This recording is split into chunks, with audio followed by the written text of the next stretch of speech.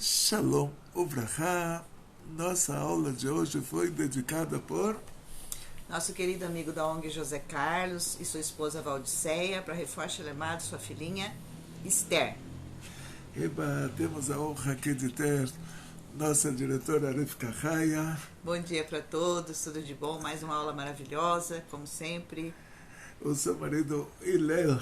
Shalom Uvrahá. Vamos nos aprofundar nas aulas hoje. Opa, então vamos lá. Nossa aula de hoje é sobre o Tehillim número 45, que nesse Tehillim o rei Davi nos conta, em primeiro lugar, Lamnatseach, é para o maestro, né? Em primeiro lugar ele dá as instruções técnicas de como esse Tehillim deve ser tocado, sendo que todo o livro dos Tehillim, todo o livro dos Salmos, ele foi feito como música. Ele foi feito para ser uma música tocada no Beit HaMikdash, tocada em qualquer lugar. Então, em primeiro lugar, ele coloca a palavra Lamnatseach para o maestro, né? Para o maestro saber de que maneira vai ser tocada essa música, essa reza, a gente fala Tehillim é o plural. São os louvores, né? Teilá é um louvor. Então, o plural de Teilá é Tehillim. Mas a gente está acostumado, mesmo que a gente está falando sobre um capítulo, falamos um capítulo do livro dos Tehillim. Então, fica um Tehillim. Mas o certo seria falar uma Teilá, mas você não vai ver essa palavra uma Teilá em lugar nenhum. Agora, chamar isso de Salmos também fica estranho, porque o rei Davi, ele escreveu músicas. Vamos dizer assim, essa palavra Salmos é usada só para um termo religioso, né? Então, prefiro não usar a palavra Salmos, vamos usar o Tehillim mesmo, que seria traduzido como louvores e não como Salmos. Se fosse traduzir a tradução literal, seria louvores, tipo Teilá é um louvor, então Tehillim é o plural de Teilá. E em primeiro lugar, então, ele dá especificação técnica para o maestro Lamnatseach al Shoshanim.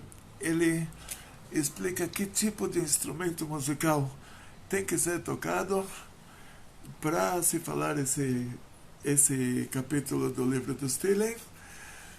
E depois ele começa com as palavras Rachash libi davar tov. O meu coração me sussurrou uma coisa boa. Omer ani ma'asei lamelech. Eu vou falar agora as coisas que eu vou fazer para o rei. Leshoni et sofer ma'ir. A minha língua, ela vai ser comparada a uma caneta de um escritor rápido. E aí ele continua, Yafi afita me bnei Adam, utzak chen besiftotecha, al ken brachacha Elokim leolam. Você foi o mais lindo de todas as pessoas. Foi fixado a simpatia nos seus lábios, e por causa disso, Deus te abençoou eternamente. E o nome de Deus aqui usado é a palavra Eloquim, que é a revelação divina na Sefirá chamada de Malchut. E agora vamos analisar o que o rei Davi está dizendo aqui.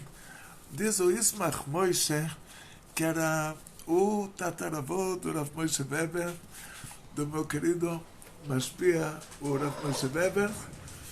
E o Ismach Moshe, ele era o primeiro Rebbe de Satmar. É uma cidadezinha, seria dessa linhagem de Rebes de Satmar. São uma linhagem racídica da Europa Oriental, região da Romênia, onde a cidade era chamada de Satomari. Satomari é a aldeia grande na Romênia. Depois aquela parte da Romênia com certeza virou Hungria, com todas as guerras que tinham lá. Mas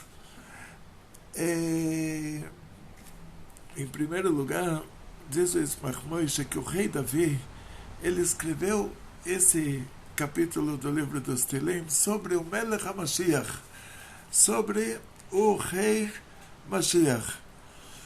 E nesse capítulo do Tehillim, ele conta todas as grandezas, as qualidades do Mashiach, toda a honra dele e toda a grandeza do governo dele. E que nós, o povo de Israel, a gente sempre espera com muita ansiedade, e cada geração a gente diz quando já vai chegar, vai ter uma geração que vai ter a Geulah, quando já vai chegar essa geração da Geulah. O Ismael Moshe escreveu isso faz centenas de anos. E finalmente essa geração chegou. Diz o Rebbe, essa geração da Geulah, essa geração somos nós. Em primeiro lugar, como contei para vocês, o Tehillim começa com a especificação técnica. Para o maestro, qual instrumento usar para cantar esse capítulo do Sefer Tehillim? Qual vai ser a grande diferença se ele for cantado com instrumento, sem instrumento? E por que precisa ser cantado? Por que é tão importante começar o capítulo dizendo para o maestro qual instrumento usar? E a importância é muito grande assim, porque nós vamos ver uma história muito interessante de uma guerra que aconteceu no passado. E aquela guerra, naquela época, tinham países que um desses países era chamado Reino de Israel. Era o país das 10 tribos. Hoje eles são 10 tribos perdidas. No futuro vão reaparecer. Nós não sabemos quem eles são hoje. Pode ser Malásia, Indonésia, Japão. Vai saber se tem referências na África e vai saber os índios brasileiros de onde eles apareceram. Temos oficialmente 10 tribos perdidas. E aquele país se chamava Reino de Israel, o país das 10 tribos. O rei de Israel, daquela época, Yoram ben Achav, era uma pessoa muito ruim. E ele obrigava todo o povo a fazer idolatria. Todo o povo das 10 tribos. E isso foi a causa que essas 10 tribos ficaram perdidas. E tinha outro país, a Judeia, o Yehudá, era o país das 2 tribos, só que uma tribo era a mega tribo, a tribo de Yehudá, outra tribo era a micro tribo, a tribo de Benjamim. E por isso o país foi chamado de Judeia, de Yehudá. Nesses 2 países tinha um Kohanim, que são sacerdotes, tinha um Levi, que são da tribo de Levi, eram os professores de Torá. Então, mesmo que o reino de Israel era um país idólatra, mesmo assim tinha uma minoria de judeus religiosos, religião judaica. E mesmo assim que a Judeia era um país que, naquela época, todo mundo era religioso. O rei da Judeia, Yoshafat, ele era um tzadik. E um terceiro país chamava Edom. Edom, eles são os ancestrais dos romanos antigos. E nós acompanhamos a migração dos edomitas para a Itália da Grécia, que é o lugar onde tem a cidade de Roma. Naquela época era chamada de Itália Shelevan, Itália da Grécia.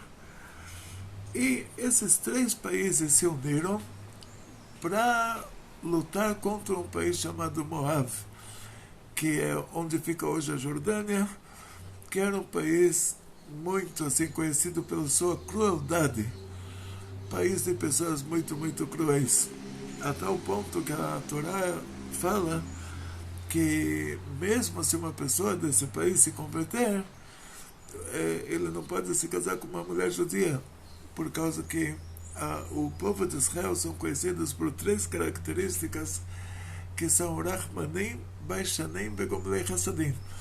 Ou seja, Rahmanim é mais do que bondade, traduzido para português como piedade, mas piedade já é pejorativo. Então vamos dizer bonzinhos, não vamos dizer piedosos, que piedosos já fica assim, já cai, né? Rachmanim, baixanim são tímidos, como Hassanim gostam de fazer favores. Enquanto que o Moav, eles eram pessoas cruéis. Então você imagina, 3 países vão lutar contra um, que esse um, ele é mais forte do que os 3, e são pessoas cruéis, e os 3 reis, eles fizeram uma estratégia, eles foram muito inteligentes, fizeram uma estratégia muito boa, só fizeram um erro que eles não tinham como saber. Eu conheço essa região por onde eles viajaram, esses 3 reis. Essa região é chamada de En-Gedi. Se vocês abrirem o noticiário de Israel de hoje, vocês vão ver que morreu alguém lá hoje. É uma região que sempre, absolutamente sempre, não tem um dia que ela não está no noticiário. Por quê? Ela tem uma ilusão de ótica. Você vê a Jordânia, você acha que você está a 45 minutos de lá. E você vai andando, depois que você andou 10 horas, você está vendo a Jordânia na mesma distância ainda. Você fala, pô, mas parecia tão pertinho. É um lugar que é abaixo do nível do mar, então é muito quente e não tem água. Então simplesmente as pessoas secam. E eu já estive lá, mas estive assim, numa época que morreram pessoas lá com um celular, e o celular descarregou e não descobriram. Todo dia tinha gente que morria lá, e até hoje no noticiário de Israel sempre você vai ver o lugar que Deus me livre, pessoas se perdem, tem a ilusão de ótica, a pessoa acha que ele vai um pouquinho mais para frente e já chega no outro lugar, e ele vai andando, e a paisagem continua igual, e o calor é intenso, não tem fontes de água, e a pessoa acaba falecendo. E foi esse erro que os 3 reis fizeram, que eles foram por esse caminho do En-Gedi, e eles viajaram 3 dias. E 3 dias eles não tinham uma fonte de água no caminho, o calor era intenso, até que eles chegaram próximos já. Eles estavam assim 3 dias para trás, mas o próximo ainda estava alguns dias para chegar a pé no Moab. E os exércitos estacionaram, os 3 reis se reuniram e chegaram à conclusão de que acabou, eles vão morrer. Eles vão secar, a água terminou, não tem mais água. O calor é intenso, eles vão secar, todos os 3 exércitos vão morrer lá.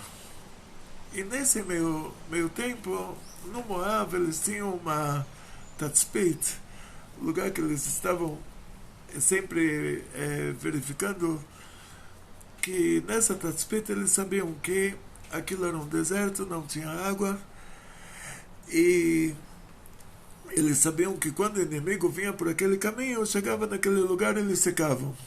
E aí eles simplesmente iam, os soldados desarmados, os soldados do Moab, só para pegar as armaduras e as espadas dos soldados do inimigo, que já tinham falecido, e voltavam para o país deles. Isso para eles era uma coisa normal. E esses 3 países não sabiam disso, e na história do Moab constava que se alguém vinha por aquele caminho, chegava naquele lugar, secava. Os 3 reis se reuniram, não sabiam o que fazer. E o Yoshafat, que era um tzadik, o rei da Judeia, ele falou, não tem um profeta de Hashem aqui nesse nosso meio? No exército do Edom, com certeza não teria, que eles não eram judeus. No exército da Judeia não tinha, porque senão o Yoshafat saberia que ele era o rei da Judeia.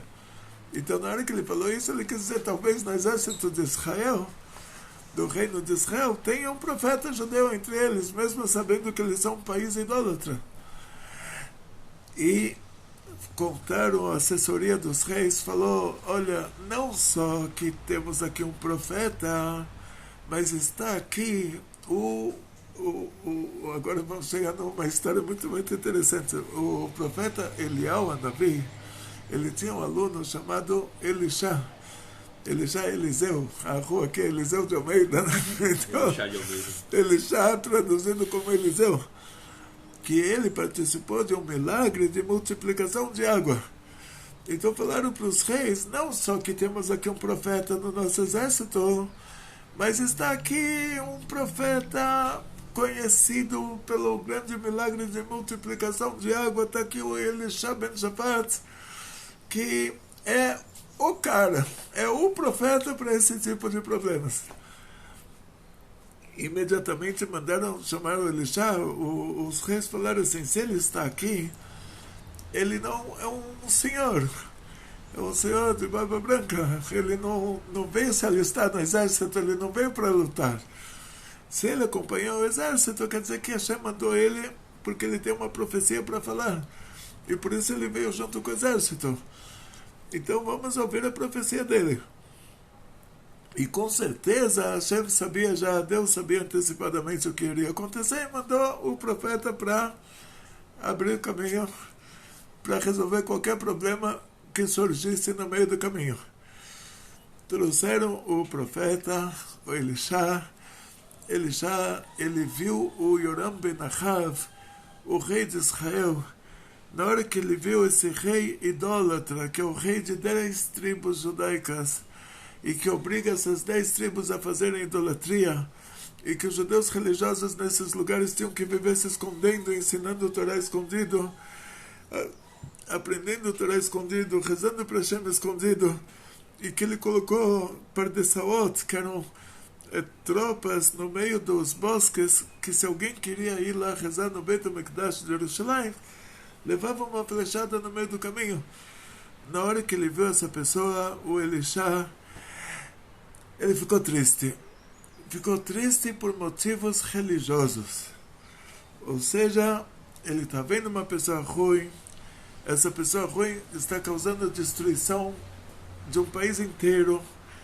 Está causando destruição da nossa religião, da nossa cultura, e etc, etc. Coloca, se quiser fazer uma lista de 500 coisas erradas que o Yoram ben Achav estava fazendo, vai ser pouco, você vai conseguir fazer uma lista de milhares de coisas erradas. O Elisha não tinha como ver essa pessoa, você se encontra com Deus me livre, pessoa que está destruindo o nosso povo, destruindo a nossa cultura, como você pode ficar feliz numa hora dessas?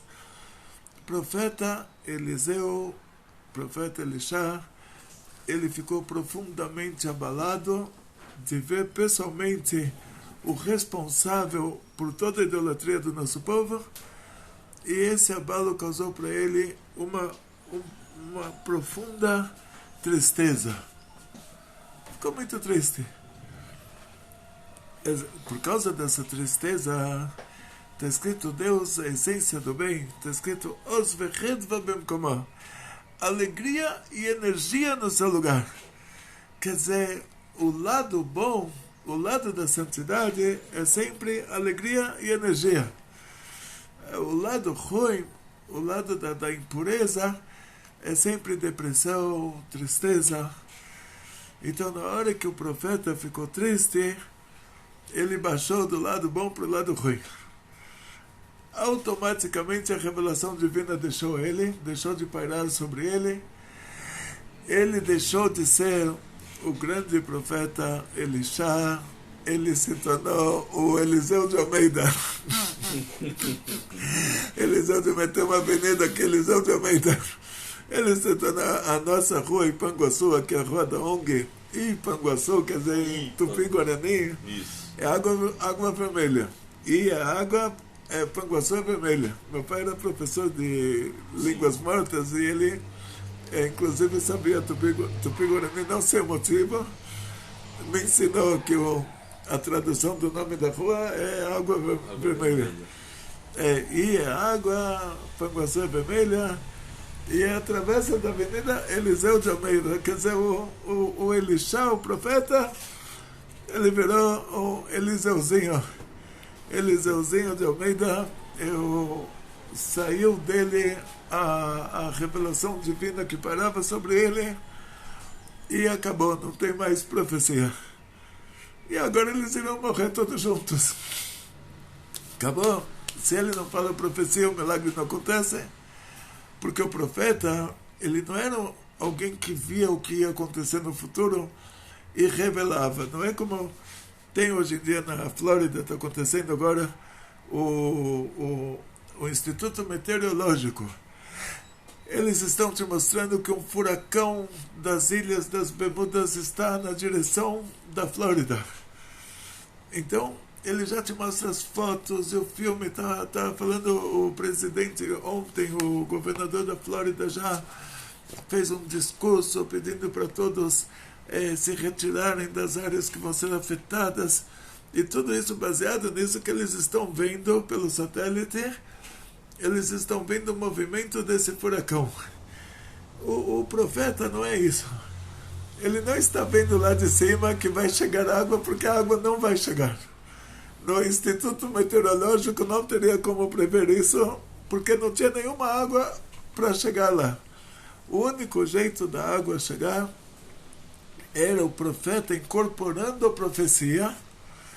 Na hora que ele incorpora a profecia, ele traz a profecia, ele repassa a profecia para o mundo. Então ele está entre Deus e nós.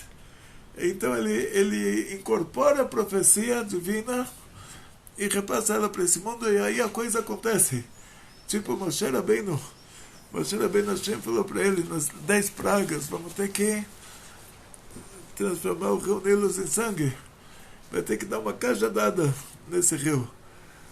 Moshe, ele falou, ele não pode dar uma cajadada, porque quando ele era pequeno, esse rio salvou a vida dele. A mãe dele colocou ele numa cestinha no rio.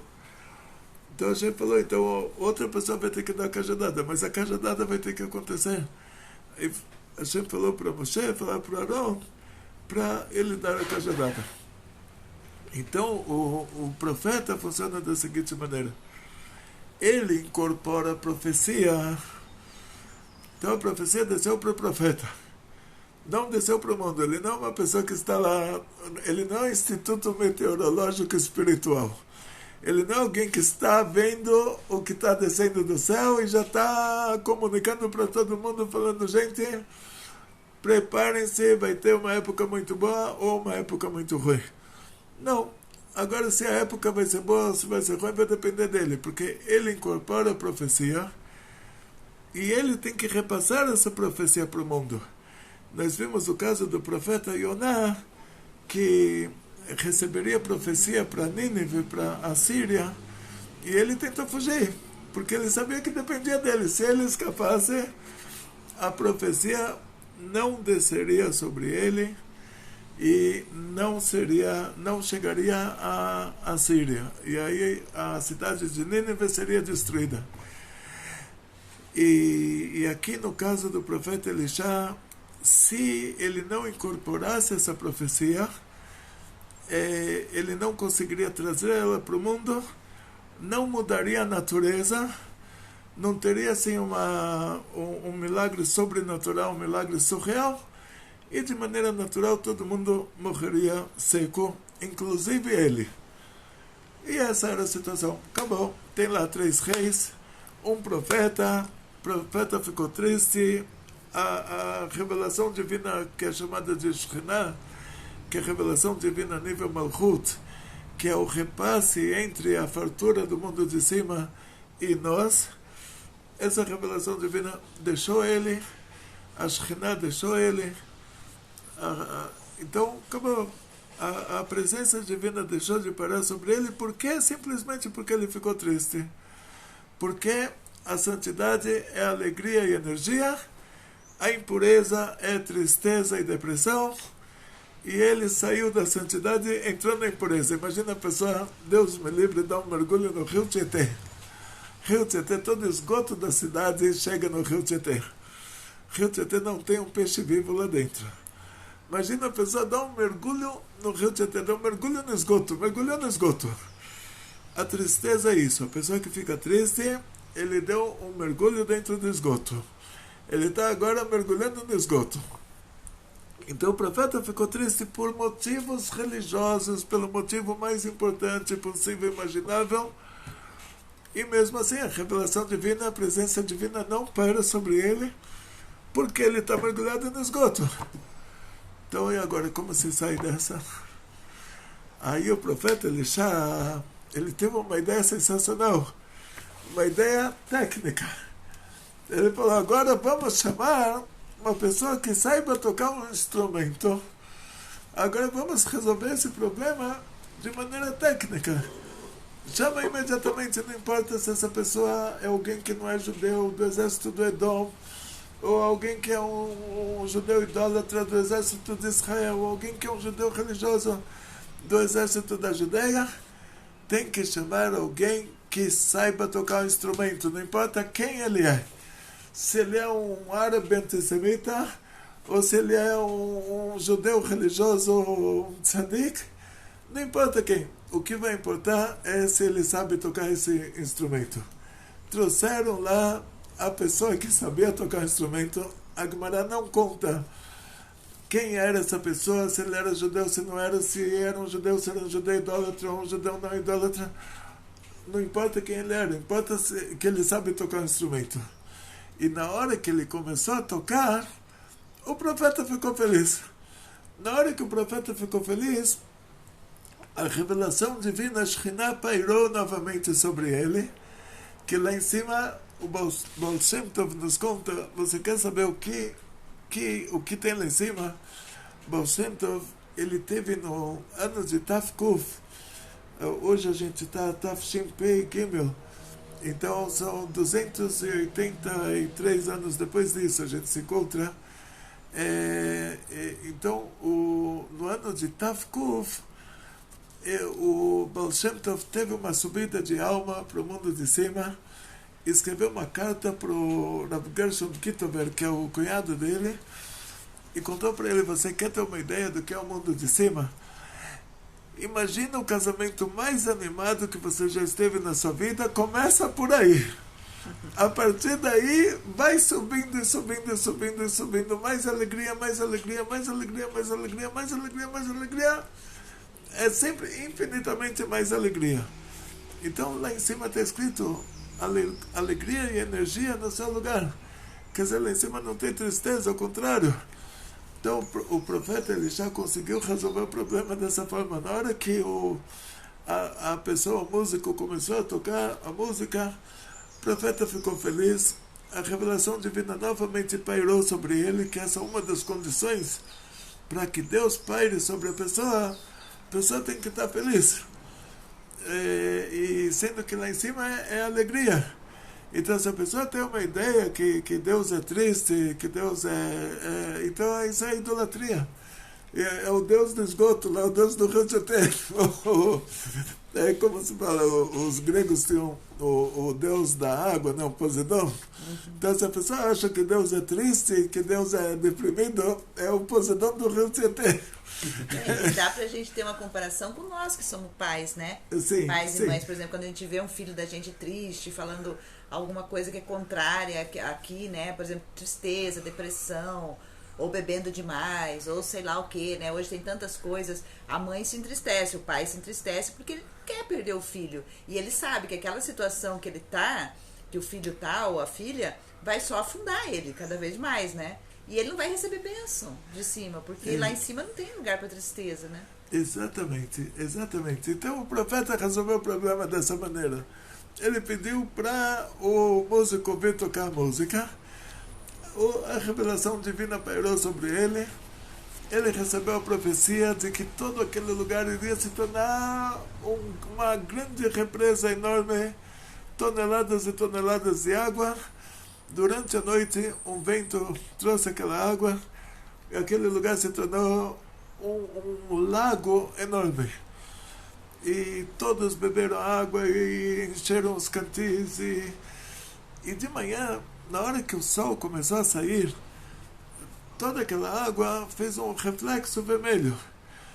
O exército do Moab, que já estava preparado para ir buscar as roupas dos cadáveres na hora que eles chegassem à conclusão de que nós já morremos, eles viram um lago vermelho e eles sabiam explicitamente que aquele lugar era um deserto seco.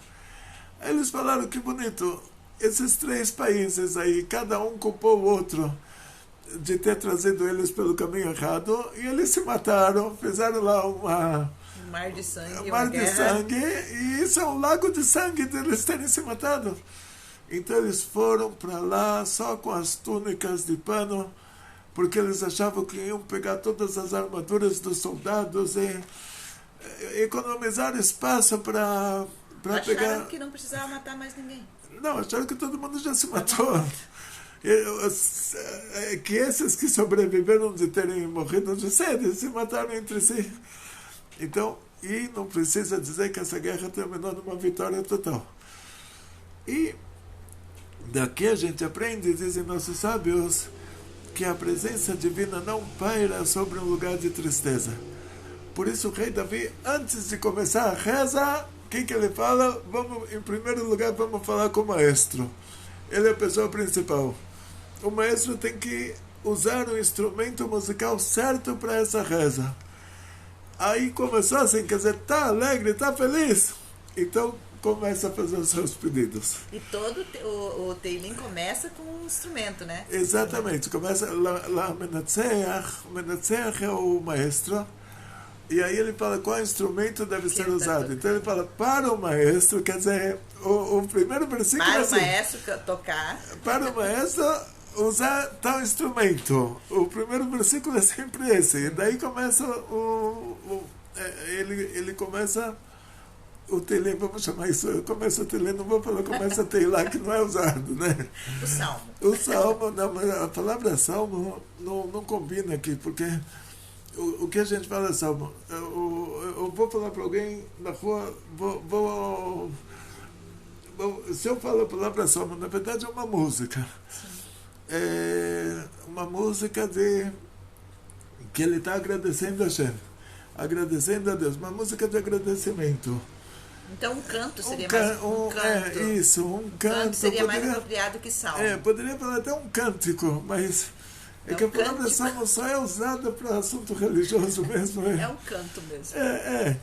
Então, aí ele começa nos dizendo aqui nesse capítulo que Rahash libi davar tov, né? O meu coração está me sussurrando uma coisa boa. E o que ele vai falar aqui? Ele vai falar o Merani Masai Lamelech Leshoni et Sofer Mair. Ou seja, ele vai falar agora as coisas que ele vai fazer. Ele vai falar para o rei, e a língua dele agora vai se comportar como a caneta de um escriba rápido. E aqui a gente vai entrar num assunto muito profundo. Por que tinha que escrever rápido? Porque não podia ser devagar. Então, o tema ele falou, agora o tema vai ser em relação ao rei. Diz o Ismach Moshe no começo que ele vai falar sobre o Melech HaMashiach, sobre o Mashiach. E por que então ele falou, meu coração está me sussurrando, e agora a minha língua, ela vai ser, tudo que eu vou falar agora na continuação, a minha língua vai se comportar como a caneta de um escritor rápido. Por que ele tem que escrever isso rápido? Porque, então, dizem nossos sábios, cada profeta, ele tem um nível. Moshe Rabbeinu, o nível de profecia dele, assim diz o Zohar, era mundo de Atzilut. Era chamado de Aspaklaria Meirá. Aspaklaria é o vidro da época antiga, tinha um vidro Zugita, que era o cristal. Aspaklaria é o vidro industrializado.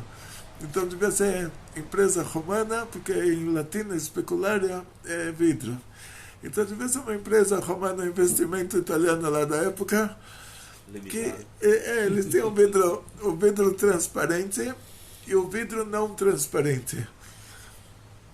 O vidro transparente você via claramente o que está. E o vidro não transparente você poderia usar ele como vidro do banheiro, que você poderia ver as imagens, mas não saberia exatamente, teria que deduzir, não saberia exatamente do que se trata, a não ser que você conseguisse deduzir da maneira correta.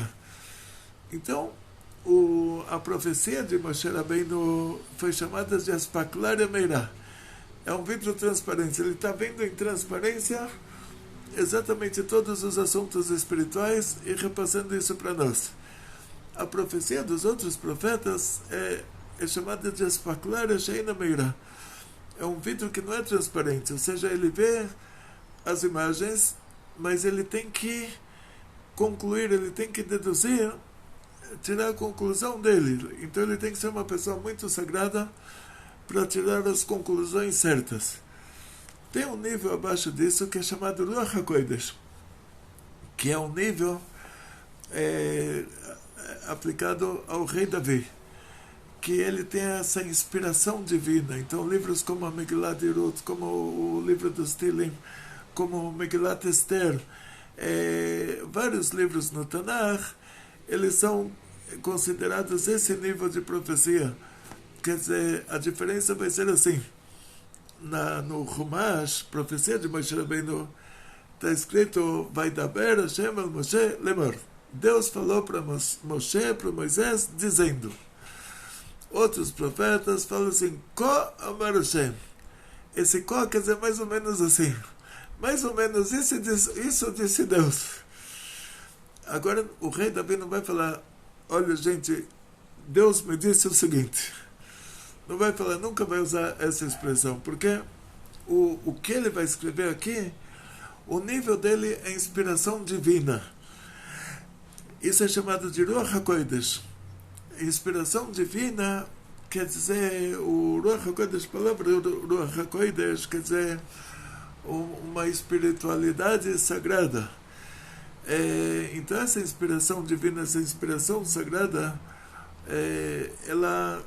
ele representa ela aqui com as palavras que o meu coração está me sussurrando. Quer dizer, agora eu estou tendo essa inspiração divina.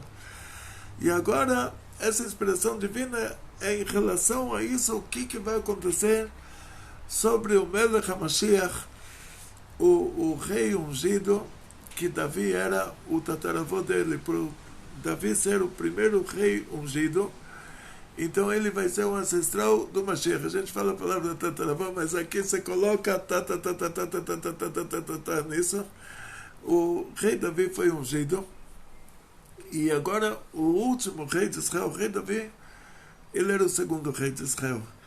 Ele foi ungido pelo profeta Shmuel.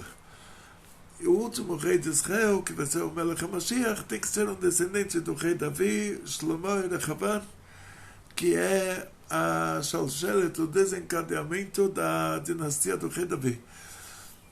E o rei Davi agora ele vai falar sobre esse descendente dele, que vai ser o Melech HaMashiach. A palavra Mashiach quer dizer ungido. No cristianismo eles transliteraram essa palavra para esconder fatos lá, sendo que essa unção do rei Davi, ela passa para o filho, para o neto, para o bisneto. E na história do cristianismo, eles falam, olha, o José era um descendente do rei Davi, mas que o JC não era um descendente do José. Então, quer dizer, o filho, uma vez me convidaram para, desculpa aqui, entre parênteses, me convidaram para Taubaté, para uma faculdade de filosofia. E você imagina, faculdade de filosofia, você imagina que é uma faculdade de filosofia. Quando eu cheguei lá,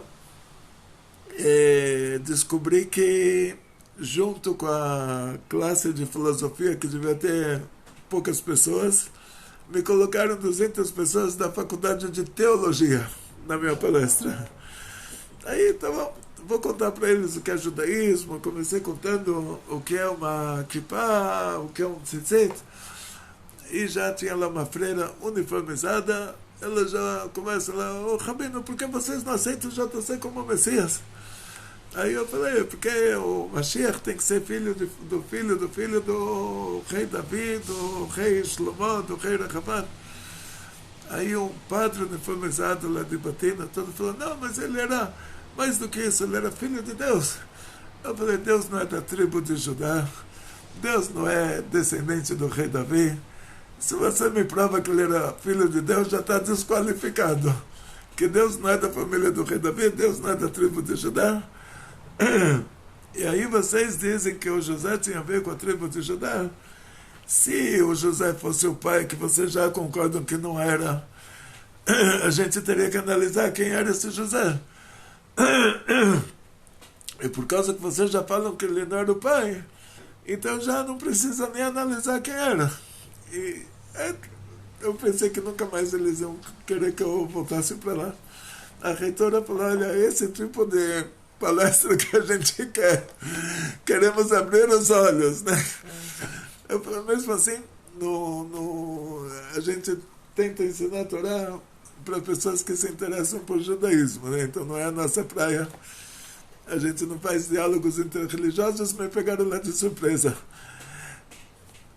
De qualquer maneira, a conclusão, o rei Davi ele vai falar sobre Mashiach, e como ele começa esse Teilim, ele começa falando que, olha, em primeiro lugar vamos falar com o maestro, qual instrumento musical vamos precisar para tocar para falar esse cântico, que essa é a nossa reza.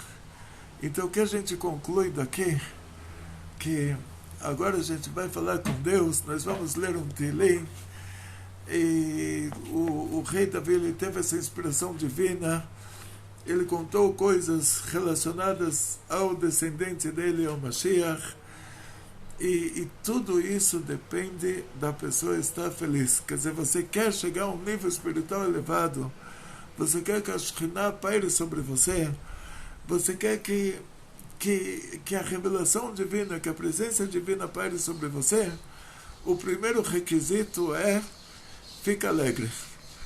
Por isso o rei Davi começa o Teilim para o maestro, esse instrumento musical você vai usar.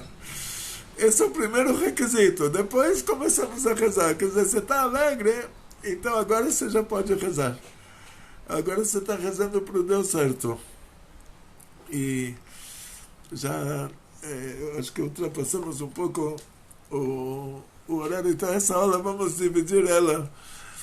Esse foi o primeiro capítulo. A gente vai continuar falando sobre esse Teilim 45 e Mirz Hashem. Vamos ter que continuar em outra oportunidade. Então, novamente que tenha Refuah Shelemah. Refuah Shelemah para a filhinha do nosso querido José Carlos, da Nilce, a querida Esther. Muita parnassá para vocês, muito sucesso nos negócios, sucesso em tudo que você fizer, como família, muito shalom bait em casa. E estamos com algumas aulas, né, para fazer também. Não esquecemos de outros aí que estão na fila, mas tem muita aula, graças a Deus, mas logo a gente já coloca tudo em dia, tá bom? Um beijo no coração de vocês e tudo de bom. Amém, amém. Amém. Amém. Então, Refuah Shelemah para a nossa querida Esther. Esther, nós temos a Rainha Esther. A Rainha Esther, ela era uma tzadeket com Ruach HaKodesh, e essa é uma linguagem de Aster Astir, quer dizer que Hashem ele faz as maiores coisas assim de maneira escondida, e que a Esther tem uma Refuah Shelemah. Muito obrigado para o nosso querido José Carlos, esposa, querida família. Refuah Shelemah para Esther. Atzlachá, Briut, Parnassá Beshefa, muito sucesso, muita saúde, muita saúde para Esther e para todos vocês. E Refuah Shelemah, Bepol Mamash, e Atzlachá, Briut, Parnassá Beshefa, נחת יהודי אמיתי מכל משפחה, כתיבה וחתימה טובה לשנה טובה ומתוקה. אמן. וכל טוב.